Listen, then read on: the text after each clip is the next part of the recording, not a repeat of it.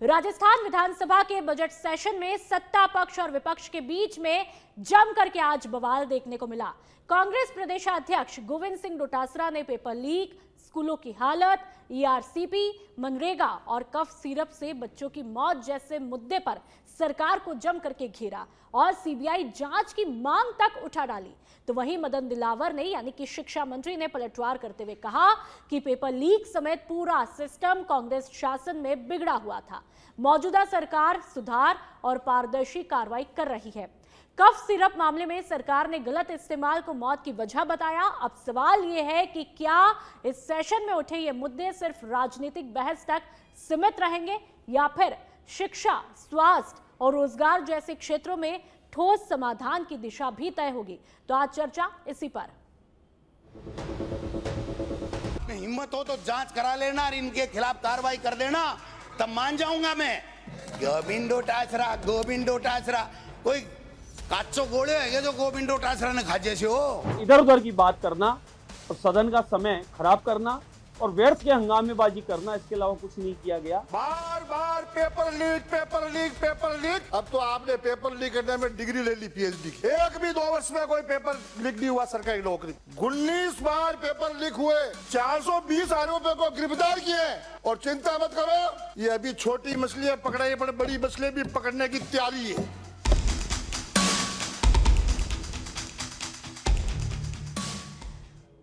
और चलिए चर्चा का आगाज करो उससे पहले तमाम मेहमानों से आप लोगों का तारुफ मैं करवा देती हूं। जयपाल सिंह मांडोता जी बीजेपी प्रवक्ता के तौर पर मुखातिब हुए हैं। प्रोफेसर सीबी यादव साहब हमारे साथ में बतौर कांग्रेस के प्रवक्ता के तौर पर मुखातिब हुए हैं। डॉक्टर हेमंत भाई गोयल बतौर राजनीतिक विश्लेषक के तौर पर हमारे साथ में मुखातिब हुए हैं। आप तीनों मेहमानों का बहुत बहुत स्वागत है। सबसे पहले चर्चा का आगाज हेमंत जी आप ही के साथ में करना चाहूंगी। किसी ने क्या खूब कहा है कि हंगामा खड़ा करना हमारा मकसद नहीं है, कोशिश है कि सूरत भी बदलनी चाहिए। लेकिन जब से हेमंत जी ये बजट सेशन शुरू हुआ, क्या लगता है सिर्फ हंगामा होता रहेगा या जनहित को लेकर के कोई सूरत भी बदलेगी? अब तक की तस्वीरों पर रिएक्शन। देखिए नुपुर जी, अगर सूरत बदलने की नीयत होती कि सूरत प्रदेश की बदले, सामाजिक सरोकारों पर हम बात करें तो बहुत अच्छा लगता। लेकिन चूंकि गोविंद डोटासरा सदन में बहुत लंबे समय बाद आज आए और उन्होंने कई मुद्दों को लेकर सरकार को घेरने का प्रयास किया, लेकिन वो उस आरोप का जवाब नहीं दे पाए। जब बीजेपी के किसी सदस्य ने यह आरोप लगाया कि सब आप उसका भी आप जवाब दे दीजिए, जब अशोक गहलोत ने शिक्षकों से उनकी मौजूदगी में ये पूछा कि भाई क्या आपसे शिक्षा मंत्री यानी गोविंद सिंह डोटासरा तबादलों के लिए पैसे लेते हैं क्या, और शिक्षकों ने कहा कि हाँ पैसे लेते हैं, तो उसका वो जवाब नहीं दे पाए। तो खुद वो अपनी गिरबान में झांक के देखें। और एक्चुअली गोविंद सिंह डोटासरा की आज अगर हम राजनीति की बात करें तो उनका सिर्फ एक एजेंडा है, वो कांग्रेस का पीसीसी चीफ रिपीट होना चाहती है।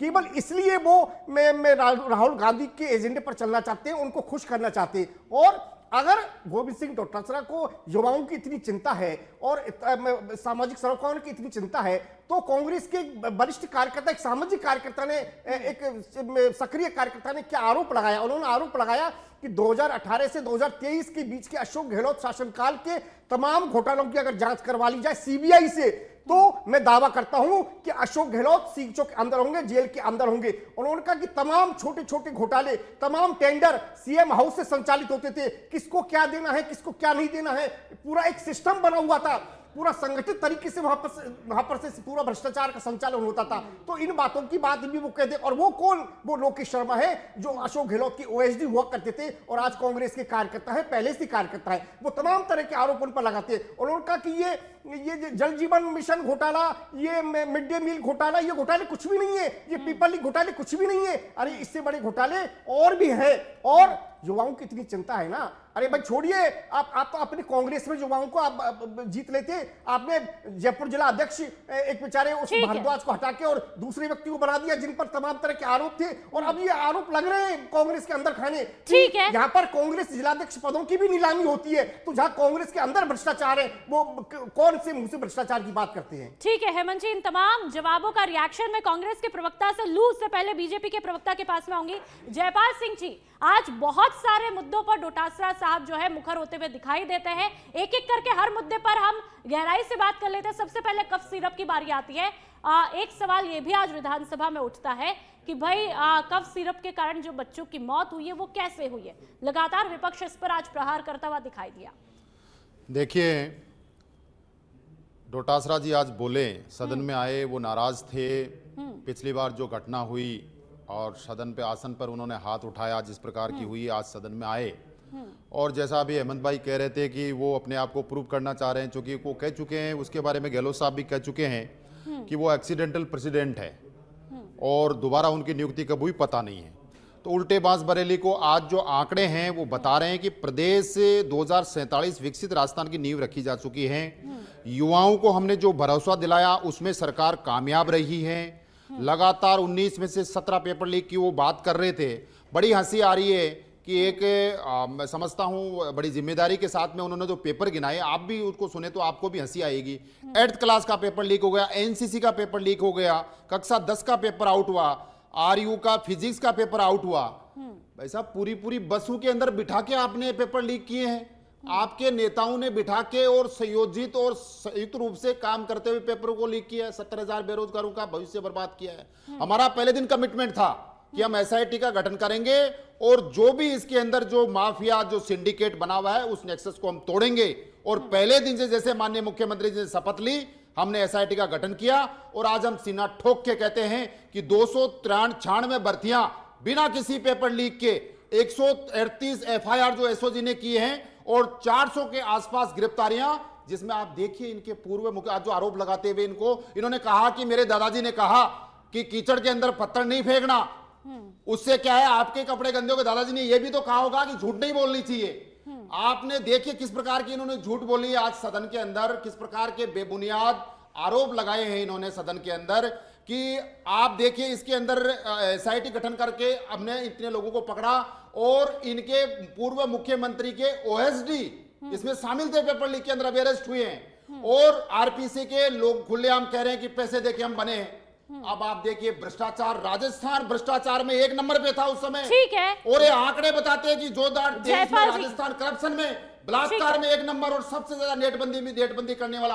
आज सुना कि आपने 2 साल के अंदर एक ही बार हमने परीक्षा की तो नेटबंदी। ठीक है जयपाल जी, यदि आप बलात्कार की बात करेंगे तो उदयपुर में अभी में कितने केसेस हो गए हैं वो भी आपने देखा। ठीक है, नहीं आंकड़ों की जब बात करेंगे तो हम वर्तमान हालात पर भी प्रकाश डालेंगे। और ठीक है, गोविंद डोटासरा साहब ने जो आरोप लगाए, एक बात और उन्होंने कही कि 2013 से 17 तक की भी जांच कीजिए पेपर लीक को लेकर के, क्या कहेंगे? मैं ये कह रहा हूं कि हमारे पास में जो एजेंसी काम कर रही है, अब आप इतने बड़े बड़े जो माफियाज थे उनको पकड़ के अंदर कर दिया और यदि इनका सीबीआई का ही शौक है तो वो भी पूरा हो जाएगा। ये जो छोटी मछलियां कह रहे हैं छोटी नहीं है, सीएम का ओएसडी छोटा नहीं होता है, आरपीसी का मेंबर छोटा नहीं होता है। इसलिए इन मछलियों को और बड़ी मछलियों का शौक है। तो एक तो अभी जेल जाके आए हैं, जमानत पे बरी जमानत पे है। अब जैसे मिड डे मील का मामला था, वो जल जीवन मिशन का मामला था। मैं वही कह रहा हूँ कि 1,000 करोड़ का घोटाला था ना और मिड डे मील का 2,000 करोड़ का घोटाला है। तो आज ये कह देना हमारी 2 साल की सरकार है। राइजिंग राजस्थान में भी इन्होंने सवाल उठाए, 35 लाख करोड़ के एमओयू हुए, इनका इन्वेस्ट राजस्थान तोल लीजिए तराजू के अंदर। हमने 8 लाख करोड़ की ग्राउंड ब्रेकिंग की है, इसके प्रमाण है हमारे पास। इनका परसेंटेज 2 है। पहले साल के दौरान राइजिंग राजस्थान जैसा इन्वेस्टमेंट ऐसा ग्लोबल समिट करके और 25% का एग्जीक्यूशन करना। प्रोफेसर सीबी यादव के पास में आती हूँ। सीबी यादव साहब, आपने हेमंत भाई जी को भी सुना है और बीजेपी के प्रवक्ता को भी सुना। आज डोटासरा साहब बहुत ही लंबे अरसे के बाद में मुखर होते हुए दिखाई देते हैं, जोश उनका बिल्कुल हाई होता है। लेकिन एक बात यह भी है जो बीजेपी ने कहा और शायद ये तो हमने भी देखा कि आप लोगों के कार्यकाल में पूर्व मुख्यमंत्री यानी गहलोत साहब के सामने जो टीचर्स होते हैं डोटासरा साहब की पोल खोलते हैं। ये मैं नहीं कह रही हूं, ये हर जगह सुर्खियां भी बनी रही। इस बात से तो आप अनजान नहीं होंगे सीबी जी। जी शुक्रिया नुपुर जी। बस मैं 1.5 मिनट में जो चीजें उठाई गई और जो सवाल मैं 4-5 सवाल रखूंगा, किसी एक भी सवाल का आप जवाब दिला देंगे तो मैं मानूंगा कि आपकी डिबेट सफल है। पहली चीज जो सबसे बड़ी बात आ रही है वो पेपर लीक की आ रही है। कोई तर्क बता दीजिए कि केवल कांग्रेस शासन काल की ही जांच क्यों? उससे पहले की क्यों नहीं और उसके बाद की क्यों नहीं? मतलब एक तर्क बता दीजिए कि क्यों। अब आपने जो कैप लगा दी कि केवल उन्हीं 5 साल की जांच होगी, तो दोबारा पेपर लीक का मामला कैसे सामने आएगा? क्योंकि आपने कैप लगा रखी है। उसी तरह से मामला है जैसे हम भ्रष्टाचार का एक भी मामला देश में सामने नहीं आ रहा, लेकिन करप्शन इंडेक्स में तो भारत की स्थिति इतनी खराब है कि वो पाकिस्तान के बराबर जा टिका है इंडेक्स के भीतर। तो वो उसी तरह से है जैसे 15 लाख खाते में आ गए थे, करप्शन मुक्त नहीं होगा, लेकिन सारा इंडेक्स भी ये बता रहा। हंगर इंडेक्स हमारा 115 देशों में 103 नंबर पर आ रखा है, लेकिन कहते हैं कि हालांकि 2047 कायदे से बीजेपी के प्रवक्ता को ये नंबर एक जवाब बात। देना चाहिए। सीबी जी, बीजेपी के प्रवक्ता को ये जवाब देना चाहिए, लेकिन एक बात बताइए, क्या अभी कार्रवाइयां नहीं हुई है? हाँ, तो मैं वही तो कह रहा हूँ। मैं आप नुपुर जी उसी बात जी। को करेक्ट कीजिए कि मैंने एक कैप लगा रखी है कि केवल उन 2018 से लेके 23 तक की जांच होगी, ना उससे पहले की होगी ना उसके बाद की होगी। अभी जो मामला आया था ओएमआर शीट का, उसमें यही तो मामला है कि उसकी जांच क्यों नहीं करवा रहे हो, क्योंकि आपने ये लिमिट क्यों लगा दी? अगर आप पाक साफ हो तो पहले की भी जांच करो और ठीक है, बाद की भी जयपाल जी, जांच करो। जवाब 5 साल दीजिए। का कैप क्यों लगा दिया? नंबर एक बात। जयपाल जी, मैं लिमिट सवाल- क्यों है? जवाब मैं दीजिए। 4 आपकी सवाल चुप्पी एक-एक हामी लाइन- भर एक-एक देगी। लाइन के हैं। एक-एक लाइन का सवाल, चलो इसका जवाब दिला दीजिए, फिर मैं दूसरा सवाल रखता हूँ। जयपाल जी, आपकी खामोशी को अरे- क्या समझे? नहीं खामोशी का ही नहीं की। है। देखिए सीबी यादव जी, आप सवाल उठा रहे हैं कि 2013, मैं कह रहा हूं 18 से 23 की बात कर रहे हैं, 2002 की पहले की बात कर लो ना। आप जो पेपर हाँ, लीक, पहले की आप भी करो ना। नकल तो मैं नकल वही में कह रहा हूं, पहले नकल की में भी करो, पेपर बाद लीक की के भी फर्क करो। को समझिए साहब। आप इस बात को प्रूव कीजिए कि बसें के बसें पकड़ी गई हैं। अरे मैं कह रहा हूं माफिया तैयार हुआ है, आपके नेता लोग इसके अंदर शामिल थे। तो जांच हो रही, डर क्यों रहे? डर क्यों रहे? ओएसडी सीएम का ओएसडी यदि पेपर लीक कराता है तो इनसे एनफोर्समेंट क्या हो सकता है? आज आपने पेपर गिनाए, एनसीसी का पेपर लीक हो गया, डोडाला साहब करें, 10th क्लास का पेपर लीक हो गया, 8वीं का पेपर लीक हो गया। साहब नकल के अंदर और पेपर लीक माफिया गिरोह के द्वारा आपके द्वारा पेपर ले जाके ऑफिसर से लेकर दिए गए। ठीक है, सीबी यादव जी, एक बात बताइए, जब बसों में जब पूरी की पूरी बस, अरे ठीक है सीबी यादव जी, वो कार्यकाल तो हमने भी देखा जब पूरी की पूरी बस कैसे पकड़ी जाती है। और बाबूलाल कटारा कौन थे, ये आप भी बता दीजिए। एक प्रश्न नुपुर जी, मैंने क्या सवाल किया? 2018 से पहले की आप- जांच क्यों नहीं, 2023 के बाद की जांच क्यों ठीक नहीं? है। कोई तर्क है आपके पास? ठीक है, ये सीबी कोई यादव जी, तर्क मैं है कोई क्या? बीजेपी की ये प्रवक्ता सीधे नहीं सीधे हूँ। ओमार सीबी नहीं, यादव जी, आप सवाल बता रहे पूछना हैं मेरा और- कर्तव्य है। मैं बीजेपी की प्रवक्ता के तौर पर यहाँ पर नहीं बैठी हूँ। सवाल पूछना मेरा नहीं है। धर्म है और फर्ज भी है। हाँ। ठीक है, आप मुझे बताइए दूसरी कि चीज। जब बस में भर करके पूरी की पूरी बस पकड़ी जाती है तमाम स्टूडेंट्स से भर करके, वो मंजर तो आपने देखा। आप अपनी बात कीजिए ना, मैंने ऐसा तो है नहीं कि बीजेपी से सवाल नहीं पूछा। इनके नेताओं आप का भी अपने नाम बता कार्यकाल देता की भी हूं तो जिनके बात स्कूलों से कीजिए। पेपर लीक हुए। आप वो भी बताइए ना थोड़ा, सीबी जवाब यादव दो। जी, जो नेताओं के स्कूलों जवाब से दो। पेपर लीक हुए वो भी बताइए। स्कूल से पेपर निकाल के ले गए, उठा के ले गए पेपर। आप कह रहे हैं कि एनसीसी का पेपर लीक हो गया, जवाब डोटासरा जवाब जो दो। सदन के अंदर कह रहे हैं। आप जवाब गिरेबान में दो, झांक के जवाब देखिए कि क्या बोल रहे हैं। 8th क्लास का पेपर लीक हो गया, 10th क्लास का पेपर लीक हुआ, एनसीसी का पेपर लीक हो गया, राजस्थान ठीक है। यूनिवर्सिटी का आरयू के फिजिक्स का पेपर लीक हुआ। बताइए आप, ये जयपाल जी। बसें जो आपने लूटा है इस अरे प्रदेश को, जयपाल जी, आप 70 बोलेंगे लाख तो मैं युवाओं जवाब के दे रहा हूं, भविष्य तो को आपको बर्बाद किया, सपनों के एक सौदागर हुआ। जवाब देने के लिए तैयार हूं, लेकिन मेरा एक जवाब भी मिल जाए ना, आपकी डिबेट सफल आपके है। एक भी का जवाब अरे दे रहे हैं। सीबी यादव जी, लेकिन आपने पहले यहाँ अपने पर गिरेबान में झांकिए मुख्यमंत्री यादव राहुल जी, जी गिरफ्तार सीबी यादव जी, कौन थे, ये जवाब ठीक है। दीजिए। आप कैसे बीच में देखे जवाब आरसीसी कैसे के दूंगा? सदस्य बने? ठीक है, जयपाल जी, मैं आपके पास में आऊंगी। आपसे मैंने पहले भी सवाल किया था, कफ सिरप का मुद्दा आज बहुत ज्यादा गरमाया हुआ था। इस पर शायद आपने पहले भी नुपुर मेरे जी, सवाल का नुपुर जवाब जी। नहीं दिया। मैं आपके टर्न पे, आपको जब टर्न मिलेगा तब आप बोलिएगा। ठीक है, आपको मौका दिया। और जयपाल जी, फिर आपके पास में आऊंगी। आप मुझे बताइए, कफ सिरप को लेकर के जो विपक्ष लगातार आपसे सवाल करता रहा, उसका जवाब है आपके पास में। लगातार जो कफ सिरप को लेकर के मौतें हुई बच्चों की, मासूमों की, नौनिहालों की, उस पर क्या कुछ रिएक्शन? बिल्कुल, उस पे एक्शन हुआ था। उसके अंदर कमेटी भी बनी हुई है, उसकी जांच जारी है। जो भी इसके अंदर दोषी है वो बख्शे नहीं जाएंगे। और वो मुद्दा उसी समय कहा गया कि जो गवर्नमेंट द्वारा अप्रूव नहीं थी वो किसी इतना लंबा वक्त, शायद हाँ, हाँ। अक्टूबर का ये मामला था। हाँ, जो प्रेस्क्राइब किया जिस डॉक्टर ने, वो प्राइवेट सेंटर से अपनी दवाइयां ले रहे हैं, तो उन पे कार्रवाई हो गई है। जिनके लाइसेंस थे, ड्रग्स जो डिपार्टमेंट है उन्होंने उनके लाइसेंस कैंसिल कर दिए, और जो है कार्रवाई जारी है उसके अंदर। क्या उसके अंदर कार्रवाई चल रही कोई है? बक्सा नहीं है, अरेस्टिंग हुआ है ना उसके अंदर, गिरफ्तार हुए हैं। और जिनके लाइसेंस थे उनके लाइसेंस रद्द किए अभी गए। आप कह रहे कार्रवाई जारी है, हाँ, अभी क्या कार्रवाई चल देखो रही है? देखो इन्वेस्टिगेशन तो चलता रहेगा, लेकिन जो प्राइमरी कार्रवाई होनी थी वो सरकार ने उसी समय की। जिनके लाइसेंस जो कैंसिल किए गए हैं, जो एफआईआर करके उनको जो उसके अंदर जिम्मेदार थे उनको एफआईआर किए गई है उन पे, और आगे भी इन्वेस्टिगेशन चल रहा है। तत्कालिक कार्रवाई में बता रहा हूं, जो इमीडिएट जो आप अक्टूबर की बात कर रहे हैं उसी समय कार्रवाई की गई सरकार द्वारा। ठीक है, और कांग्रेस के प्रवक्ता के पास में मैं आऊंगी, लेकिन उससे पहले हेमंत भाई साहब हमारे साथ में लगातार बने हुए। हेमंत जी, ठीक है, सीबी यादव जी आपके टर्न पर मैं आऊंगी। पहले हमारे साथ में राजनीतिक विश्लेषक हेमंत भाई जी भी वेट कर रहे हैं। हेमंत जी, आप एक बात बताइए, आज जिस तरह से ईआरसीपी का मुद्दा विधानसभा के अंदर गर्माता है, ये मुद्दा शायद अभी का नहीं है, कांग्रेस के कार्यकाल में भी उतना ही तेजी से गर्माता हुआ दिखाई देता है, और पूर्वी राजस्थान की तो इसको हम लाइफ लाइन कहते हैं। लेकिन इस मुद्दे को अभी कैसे देखें, क्या लगता है सोल्यूशन हो जाएगा? क्या राष्ट्रीय परियोजना का दर्जा मिल जाएगा, या बीजेपी अभी इसमें दे नहीं पा रही है, मजबूर है, क्या कुछ मामला है? देखिए नुपुर जी, ईआरसीपी की बात करेंगे, एक बार मैं ये और बता दूं कि अभी यादव जी कह रहे थे कि 13 से 18, अरे 18 से 23 आपकी सरकार रही, तो आपने 13 से 18 के बीच अगर आप ऐसे मामले थे तो आपने क्यों नहीं उनकी जांच करवाई? आप उनकी जांच करवा लेते। बीजेपी के प्रवक्ता बन के आते हो ना यहाँ। अच्छा, आप मैं कांग्रेस नहीं, आपको तो कांग्रेस का प्रवक्ता बन जाऊं? अरे आपको तो कांग्रेस का प्रवक्ता बन जाऊं? अरे आपको तो कांग्रेस का प्रवक्ता बन जाऊं भाई मैं? आपके कहने से मैं काम करूंगा क्या? नहीं, मैं आपके कहने से काम करूंगा क्या? मैं क्या करोगे? आपकी विचारधारा साफ ही दिख रही है। अरे भाई सचिन पायलट ने, अरे सचिन पायलट ने किस पर आरोप लगाया था आरपीएस को लेके? अरे आपके सीबी यादव जी, एक मिनट, चीफ मिनिस्टर सीबी ने यादव किस पर जी, आरोप लगाया था? सीबी यादव जी, एक डिप्टी मिनट, चीफ मिनिस्टर ने किस पर आरोप लगाया था आरपीएस को लेके? सीबी यादव जी, आपका टर्न उन्होंने आएगा तो जयपुर बात यात्रा की बोलिएगा। थी। सीबी यादव जी, सीबी यादव जी, एक मिनट, आपका टर्न आएगा, आपको भी बोलने का पूरा भरपूर मौका मिलेगा, लेकिन एक बार जब राजनीतिक विश्लेषक को जब जिसकी बारी आएगी उसको सुनना पड़ेगा। ठीक है, हेमंत जी बोलिए। अरे विश्लेषक कहाँ है?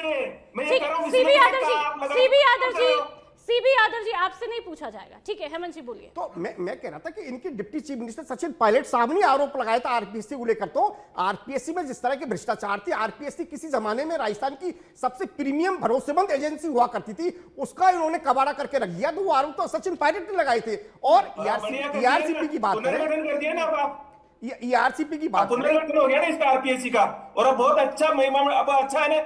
अगर आपको अभी भी अच्छा दिख रहा है तो फिर आप विश्लेषक नहीं, अब आरपीएससी कौन से मामले आप लाइए ना सामने, किसने मना किया? सामने लाइए ना। अच्छा कह रहे हो आप बड़े हैं नहीं है। अरे भाई सामने लाइए ना, सामने लाइए ना। सीबी यादव जी, सीबी यादव जी, यदि आपको किसी मुद्दे से आपत्ति है, यदि किसी बात का विरोध करना है, तो वो भी एक तहजीब होती है। हम विरोध करते हैं तो उसकी भी एक तहजीब होती है। आप यहाँ पर आप मुद्दों से जवाब दीजिए। सीबी यादव जी, यदि आपको मुझे धर्म सिखाएंगे क्या?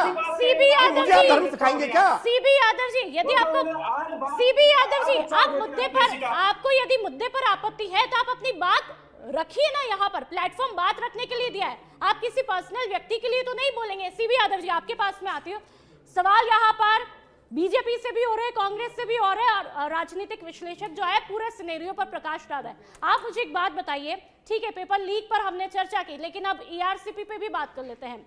ईआरसीपी को लेकर के आप लोगों ने जिस तरह से आज विधानसभा में हंगामा किया, राष्ट्रीय परियोजना देने की बात की, दोनों की मंशा अच्छी है, चाहे कांग्रेस सरकार की या बीजेपी की। जब कांग्रेस शासन में थी तब भी यह मुद्दा सुलझा नहीं था ईआरसीपी को लेकर के, तो अब इतना मुखर होते हुए क्यों?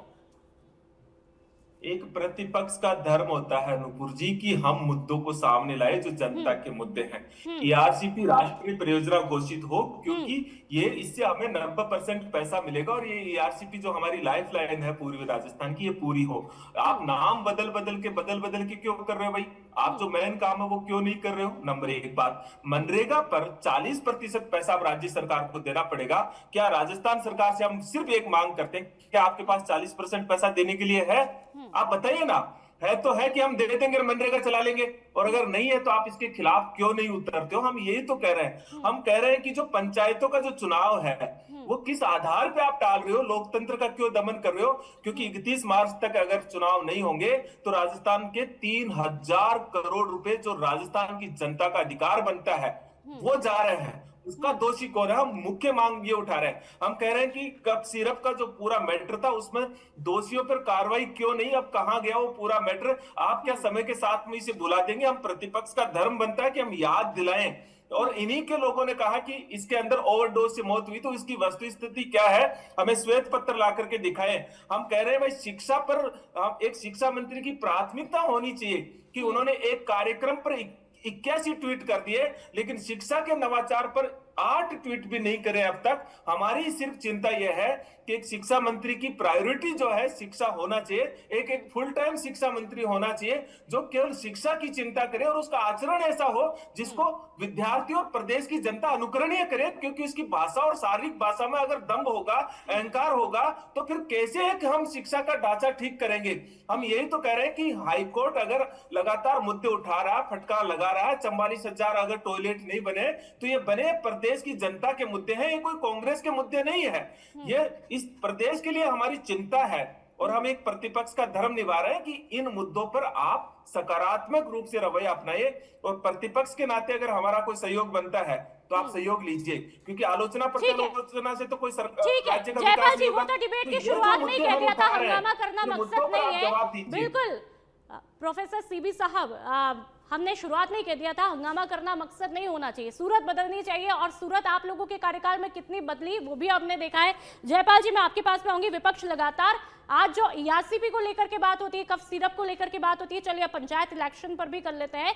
गोविंद डोटासरा साहब का यह आरोप सीधे तौर पर आता है कि आप पंचायत इलेक्शन में देरी कर रहे हैं, इस वजह से तकरीबन शायद लगभग का आंकड़ा मैं बता रही हूँ 3,000 करोड़ का जो है वो नुकसान हो रहा है। इसका जिम्मेदार कौन? जयपाल जी, पहले मैं ईआरसीपी और देवास परियोजना दोनों पे अपनी बात रख देता हूं कि यही कांग्रेस पार्टी है, इनकी दोस्ती मध्य प्रदेश और इनके मुख्यमंत्रियों की दोस्ती से वो पूरा देश ने देखा कि किस हिसाब से इनको ईआरसीपी को कोर्ट में लटकाया भटकाया और इस प्रदेश को प्यासा रखने का काम किया।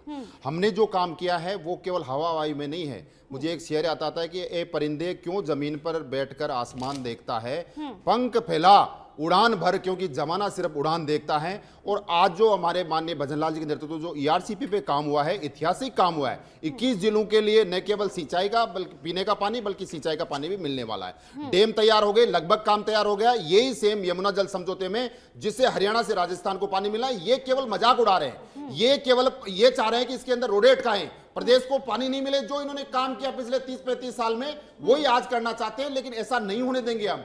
अब जो नेतृत्व है वो सशक्त हाथों में है। भारतीय जनता पार्टी ने जो कमिटमेंट किया है, भारतीय जनता पार्टी की सरकार वो करके दिखाएगी। ये कहते हैं कि चुनाव को लेके हम पहले दिन से कमिटेड हैं कि राजस्थान प्रदेश वो प्रदेश होगा जो वन स्टेट वन इलेक्शन की तरफ बढ़ रहा है।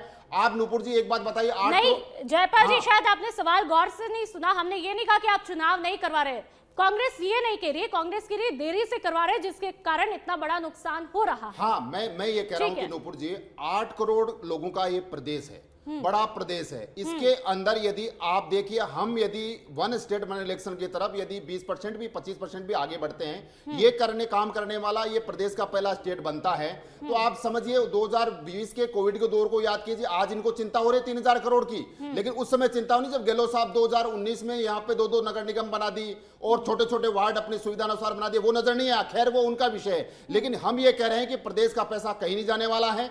हम यदि इसमें वन स्टेट वन इलेक्शन की तरफ एक कदम आगे बढ़ाते हैं तो ये सौभाग्य होगा प्रदेश का और हिंदुस्तान में पहला स्टेट होगा जो इस प्रकार का काम करेगा। लेकिन आप देखिए, ठीक है जयपाल जी, बहुत बहुत शुक्रिया आप तमाम मेहमानों का, आप हमारे साथ में जुड़े और बेबाकी के साथ में इस मुद्दे पर चर्चा की। लेकिन सवाल यही है, जिस तरह से विधानसभा में हर दिन हंगामे की तस्वीर देखने को मिल रही है, तो क्या सिर्फ हंगामा ही होता रहेगा या फिर जनता को कोई हल भी मिलेगा जो उनके मुद्दे हैं, चाहे ईआरसीपी को लेकर के मुद्दा हो, चाहे शिक्षा व्यवस्था को लेकर के मुद्दा हो, या फिर कफ सिरप से जो मौतें हुई उसको लेकर के मुद्दा हो, क्या उन पर भी समाधान तलाशा जाएगा?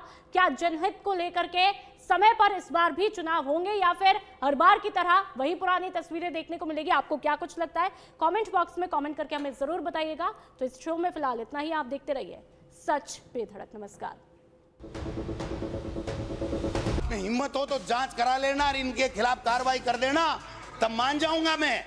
गोविंद डोटासरा कोई काचो गोले है जो गोविंद डोटासरा ने खाजे से हो। इधर उधर की बात करना और सदन का समय खराब करना और व्यर्थ के हंगामेबाजी करना, इसके अलावा कुछ नहीं किया गया। बार बार paper leak paper leak paper leak. अब तो आपने पेपर लीक करने में डिग्री ले ली पीएचडी की। एक भी 2 वर्ष में कोई पेपर लीक नहीं हुआ सरकारी नौकरी। 19 बार पेपर लीक हुए, 420 आरोपियों को गिरफ्तार किए। और चिंता मत करो, ये अभी छोटी मछलियां पकड़ाई, बड़ी मछलियां भी पकड़ने की तैयारी है।